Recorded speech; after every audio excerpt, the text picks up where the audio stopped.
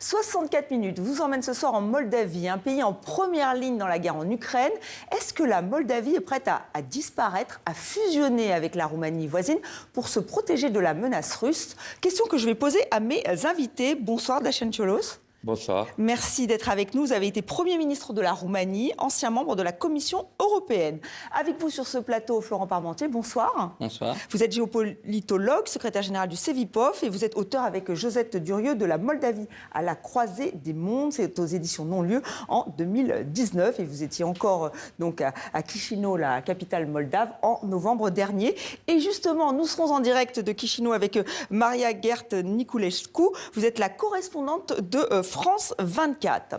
Merci d'être avec nous, vous aussi. Alors, rester moldave ou devenir roumain. La question est revenue sur le devant de la scène avec cette déclaration de Maia Sandu, qui est la présidente moldave. Et elle a répondu à des questions à un podcast britannique. C'était le 12 janvier. Elle dit « Si un référendum avait lieu, je voterais pour la réunification ». Alors, Maria, comment ça a été perçu en Moldavie? Est-ce qu'on en a beaucoup parlé? Alors, je me permets juste de remettre un peu en contexte du coup cet entretien et cette déclaration qui a été donc faite dans ce podcast britannique suite à une question directe d'un journaliste, et Maia Sandu précise dans sa réponse que c'est son opinion personnelle et que pour l'instant il n'y a pas assez de soutien populaire en Moldavie pour cette option, et que c'est donc l'intégration européenne, l'adhésion à l'Union européenne qui est la trajectoire poursuivie par le gouvernement. Et d'ailleurs, lorsqu'elle était dans l'opposition, donc avant qu'elle ne devienne présidente, elle avait déjà fait des déclarations dans ce sens en disant qu'elle voterait oui à un référendum pour la réunion avec la Roumanie. Mais est-ce que ça a fait... les réactions... Oui. Dites-moi. Non, justement, les réactions, parce que quand même, c'est bien de remettre le cadre, oui. Mais est-ce qu'on a réagi ? Oui, il y a eu énormément de réactions en Moldavie, de tous les bords politiques d'ailleurs. C'est un sujet extrêmement sensible dans le pays. On a eu le Parti socialiste, qui est le principal parti d'opposition, qui a bondi en disant que Maia Sandu que c'était une trahison, que sa déclaration était une trahison d'État. Ils ont appelé à la démission. Ensuite, on a eu des réactions de soutien dans le camp présidentiel et au sein du parti Action et Solidarité, qui est le parti pro-européen de Maia Sandu. Il y a beaucoup de personnes unionistes qui soutiennent cette idée de la réunification avec la Roumanie, qui ont salué ces déclarations, et d'autres personnes qui ont rappelé que tout de même ce n'était pas une option envisagée à l'heure actuelle par le gouvernement. Même le Premier ministre a lui aussi affirmé que d'un point de vue personnel, il voterait oui à ce potentiel hypothétique référendum, mais que pour l'instant le gouvernement œuvrait à cette intégration européenne. D'accord, donc on voit que ça a beaucoup réagi. On va y revenir avec vous, Maria, évidemment. Vous l'avez rappelé, les Moldaves sont opposés en grande majorité, 61,5%. C'est un sondage qui date d'août 2025. Dacian Cioloș, quelle réaction en Roumanie? Là aussi, est-ce que j'ai lu qu'on était plutôt, pourquoi pas, puisqu'il y a beaucoup de liens quand même entre les pays, culturels, la langue. Tout à fait, mais le débat en Roumanie n'est pas nouveau sur ces sujets. Je me rappelle en 2018, quand on a fêté le centenaire de la Roumanie, le Parlement roumain a voté une résolution qui disait que la République moldave, si les citoyens de la République de Moldavie décident, ils sont bienvenus et que la Roumanie est prête à commencer des discussions. Mais en même temps, on avait dit, on observe depuis quelques années, en fait, ces dernières années, que les citoyens moldaves privilégient l'adhésion à l'Union européenne que de discuter de l'unification avec la Roumanie. Et en conséquence, la Roumanie, c'est le premier avocat État membre de l'Union européenne pour appuyer la Moldavie pour adhérer à l'Union européenne et se retrouver avec nos frères de la République de Moldavie dans l'Union européenne. J'ai dit nos frères parce que il y a presque la moitié des citoyens de la République de Moldavie qui ont aussi la nationalité roumaine. Oui, donc on voit que les liens sont très proches, effectivement. Il n'y a pas une unification territoriale, mais de facto, ceux qui ont souhaité avoir la nationalité roumaine et ont pu prouver, et c'est le cas pour presque tous les citoyens de la République de Moldavie qui ils ont eu des parents ou des familles nées en Roumanie, ils peuvent demander la nationalité roumaine et ils l'ont assez facilement. Et c'est le cas aussi de la présidente Maia Sandu et de plein d'autres. Donc en fait, pourquoi ne pas aller plus loin? On est là aussi pour se poser la question, surtout que tout ça, ça se passe dans un contexte très particulier, Florent Parmentier. On va regarder cette carte. La Moldavie partage 681 km de frontière avec l'Ukraine. Donc en fait, elle est aux avant-postes, en fait, entre deux mondes, entre deux univers où en ce moment, c'est quand même très, très compliqué. Alors, on peut se poser la question, rester moldave ou devenir roumain, est-ce qu'aujourd'hui, c'est encore plus d'actualité? La question pour la Moldavie s'était posée dès la perestroïka, au milieu des années 80, sous l'Union soviétique. Un groupe d'intellectuels autour du cercle Alexei Mateevici avait eu cette idée qui était bien que nous ne parlons pas moldave, nous parlons roumain. Et donc, puisque nous parlons la même langue, nous avons la même identité, donc nous devons en quelque sorte fusionner.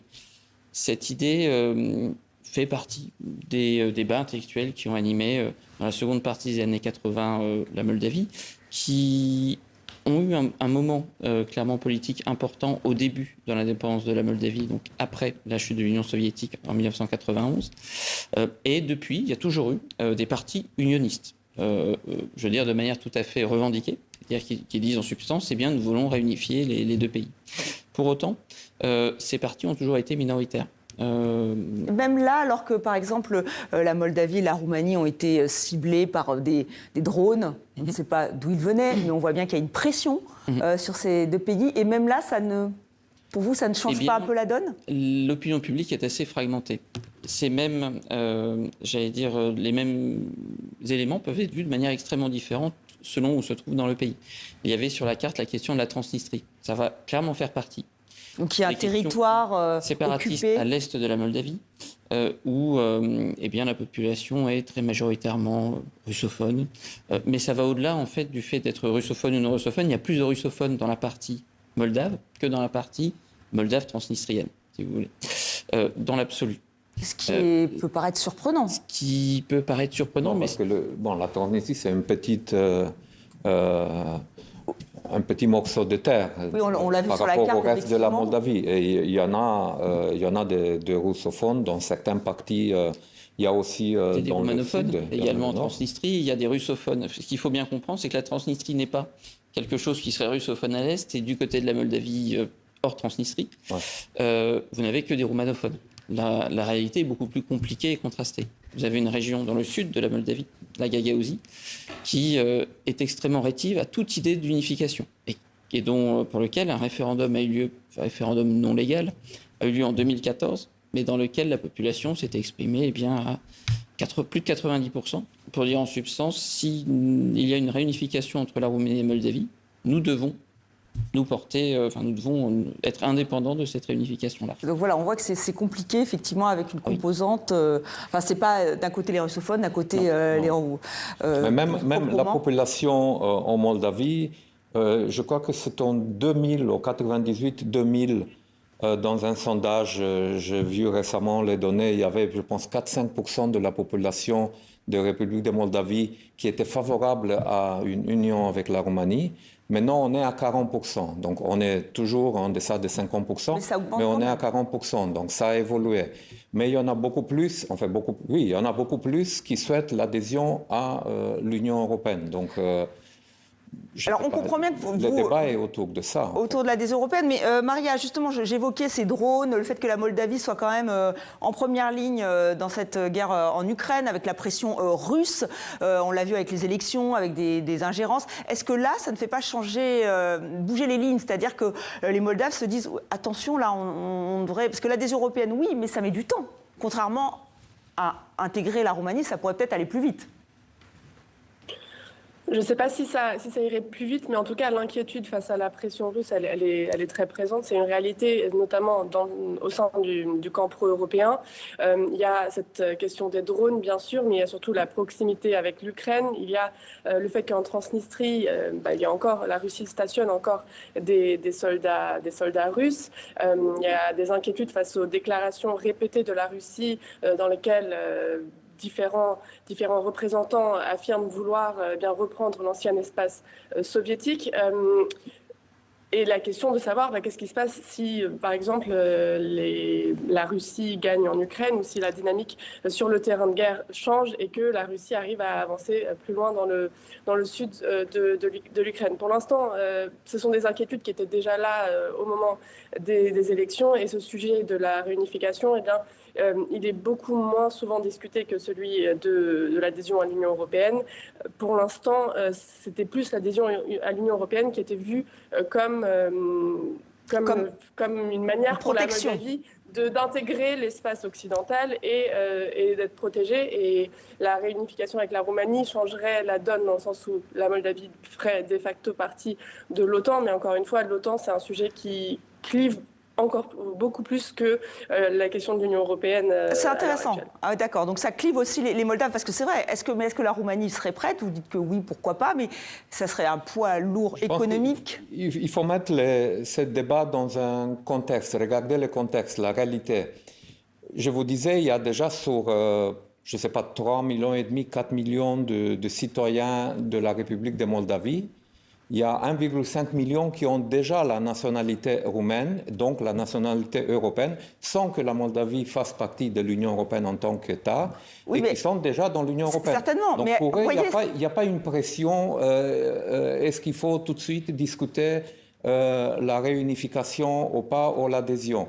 Par contre, il y a une dimension sécuritaire. Ça, oui. Depuis l'agression russe en Ukraine, il y a eu des bombardements du côté d'Odessa, tout près de la République de Moldavie, du côté de Danube. On entend depuis Chisinau, on entendait les explosions de l'Ukraine. Donc ça crée l'inquiétude. Et donc on se pose la question pour un petit pays qui est neutre, avec des réminiscences de l'armée russe sur son territoire, quelles sont les solutions sécuritaires, et donc l'Union européenne ou la réunification directe avec la Roumanie. Et c'est l'objet de ce débat. Florent Parmentier, alors est-ce que c'est la meilleure des solutions, peut-être, cette réunification? Si elle n'a pas été... Enfin, elle avait été envisagée au début des années 90. Il y a eu un référendum en 1994 qui est allé contre cette idée.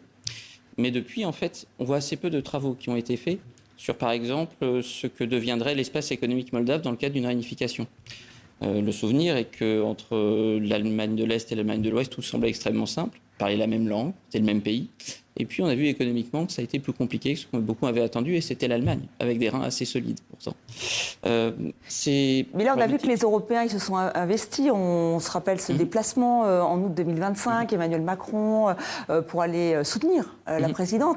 Est-ce que les Européens pourraient faire pression? Parce que c'est plus simple qu'une adhésion européenne. On peut le lire. De ma part. On peut le lire de plusieurs manières. Premier élément, il faut se souvenir que le président Basescu, en novembre 2013, lors d'un sommet du partenariat oriental, avait lui-même proposé cette solution, en disant en substance, eh bien, si vous voulez adhérer maintenant, c'est possible, il suffit de se réunifier avec la Roumanie, et vous serez membre de l'Union européenne, et vous serez membre de l'OTAN. Je pense que cela pose néanmoins un certain nombre de difficultés dans le contexte régional. Car si vous dites, eh bien, il suffit d'une langue et d'une même langue et d'une même histoire pour s'unir. Alors, au nom de quoi? On devrait interdire aux Serbes de Bosnie de faire partie de la Serbie. On aurait là-dessus quelque chose. Et ainsi de suite. Et en réalité, ça crée un précédent. Ça crée un précédent sur lequel il sera très compliqué ensuite de dire, eh bien, nous respectons les frontières de 91 sur l'Ukraine, mais en ce qui concerne la Moldavie, eh bien, nous avons d'autres principes. Il sera très compliqué de revenir en arrière. Alors bien sûr, on peut dire, oui, mais est-ce que ce n'est pas inévitable pour la Moldavie? Je pense qu'on peut lire aussi les déclarations de Maia Sandu comme un moyen plutôt intelligent et assez stratégique de dire aux Européens, mais si vous ne faites pas votre travail, si vous nous laissez trop longtemps dans la chambre d'attente, parce que nous visons 2028, nous visons 2030, alors le risque, effectivement, que nous n'aurons que cette alternative-là. D'accord. Et probablement, eh bien, l'Union européenne est ce qui maintiendrait un cadre qui permettrait d'avoir de manière tout à fait simplifiée accès aux mêmes marchés, produits, espaces de défense. Et je pense que c'est peut-être aussi ce que veut faire passer comme message Maia Sandu. Eh bien, on l'invitera pour lui en parler. On espère qu'elle viendra nous voir. Merci infiniment à vous trois d'avoir participé à ce débat. On a bien compris que pour vous, l'adhésion européenne reste la priorité pour la Moldavie.